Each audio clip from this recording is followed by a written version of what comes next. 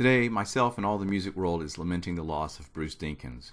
Bruce was a great friend to me and also really important in my career, and I'm really sad that he's not with us anymore. Bruce was a force of nature. I can't tell you how many times I walked into his office and always described it to people as walking into a hurricane.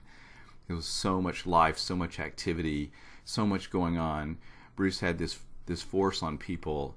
I met him back in the mid-'80s when I was in Atlanta, and he came back to teaching high school. And I remember he showed up at a little high school that had maybe 30, 40 kids, and the next year he had like 200 on the field. He just had that effect on kids, wanting to get them excited, teach them how to play. They all wanted to be a part of whatever he had going on. Then he went to North Gwinnett, and while he was there, he was the first person ever to buy one of my arrangements. I was a high school director.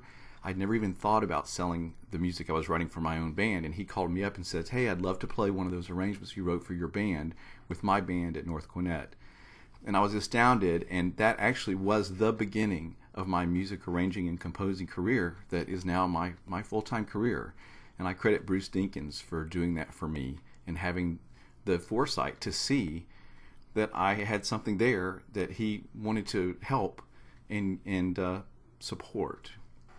Then he went to Irmo High School in South Carolina, and I had the great honor of him asking me to write for his band for many years there. All those state championships, those bands could play so amazingly. In fact, every band that Bruce ever stood in front of suddenly sounded amazing, just like his groups always did. And Lauren Metz and I, when we were at Irmo, would have the great freedom. Bruce was really smart because he knew how to hire the right people. He always was very upfront to say, okay, here are the things I know that I'm great at, and then here are the things I don't know. And then he would hire people that he thought really knew what they were doing, and then give us the freedom to do our job. So I can't thank him enough for trusting us all those years when we were creating those shows. I mean, he gave great input, but then he would just stay out of our way and support us and trust us.